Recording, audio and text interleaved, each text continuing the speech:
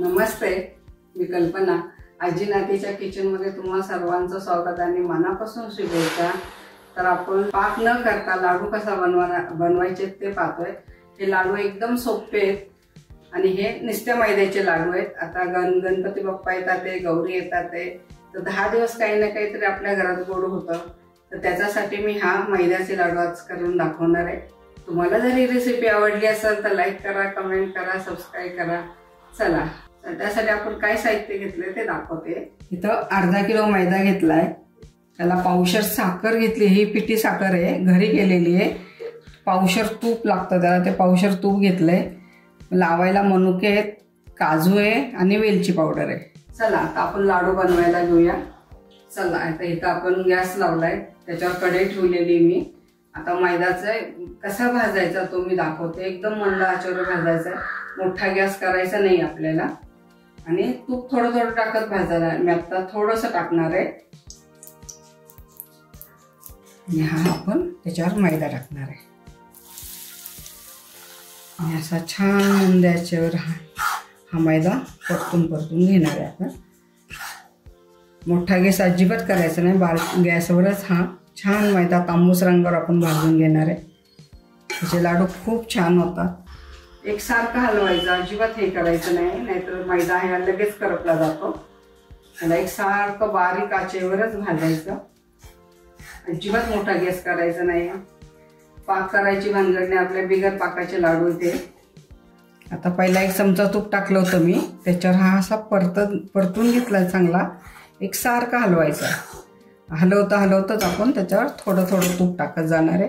हे सगळं पावशर तूप घेतलं ते सगळं ह्याचं वापरणार आहे मी. पुन्हा ज्यात थोडंसं तूप टाकणार, थोडं तूप टाकून ह्याला परतून घेणार आहे आपण.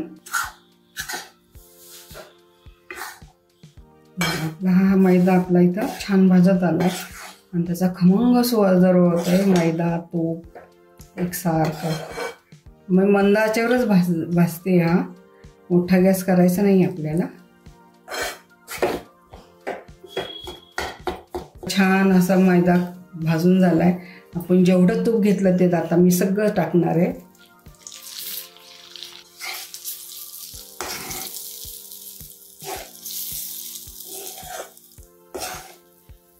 आता आपलं छान असं भाजून झालेला आहे मैदा. त्याला आपण आता थंड करायला ठेवणार. थंड झाला की मग त्याच्यात पिठी साखर घालून लाडू वळणार आहे. आता आपण हा मैदा थंड करायला ठेवू. बघा किती छान भाजलाय. जेवढं साहित्य घेतलं तेवढं आपण सगळं वापरलं. बरोबर पावशर तूप लागतंय अर्धा किलो मैद्याला. हे लाडू काय बिघडत वगैरे नाही, एकदम छान आणि खायला खूप छान लागतात हे लाडू.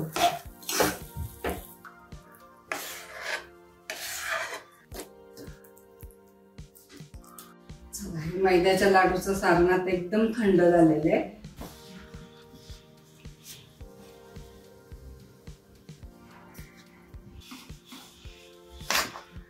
बघा हे छान थंड झालेलं आहे. आपण त्यात काय असेल तसं मळून घेऊ आणि थोडी साखर टाकत जाणार आहे आपण ह्याच्यामध्ये. आपण जेवढ्या प्रमाणात साखर सांगितली होती ती साखर आपण इथं वापरणार आहे. जास्त गोड झालं तरी चांगलं लागतं. हे प्रमाणशीर घेतलेलं आहे मी.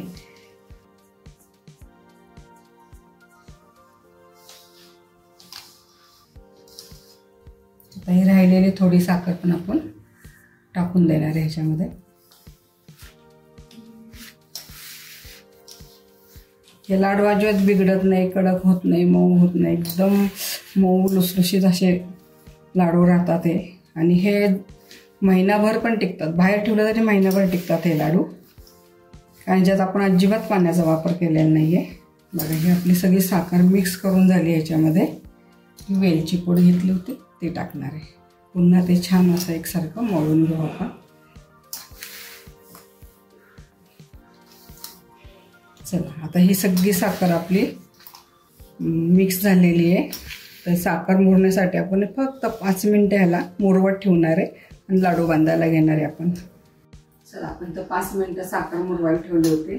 ते छान 5 मिनिटं साखर मुरून झाली. त्याच्यामध्ये आपण लाडू वळायला घेऊया.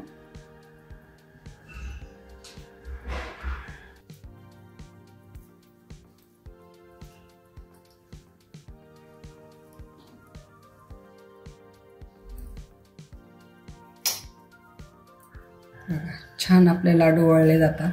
साईज तुमच्या ह्याच्यावर आहे, लहान मोठे कसे करायचे ते तुम्हाला पटकन वळले जातात. ते काही बिघडत नाही. हे लाडू एकदम झटपट आणि चांगले होणारे टिकणारे लाडू इथे. या पद्धतीने आपण सगळे लाडू आता वळून घेऊया.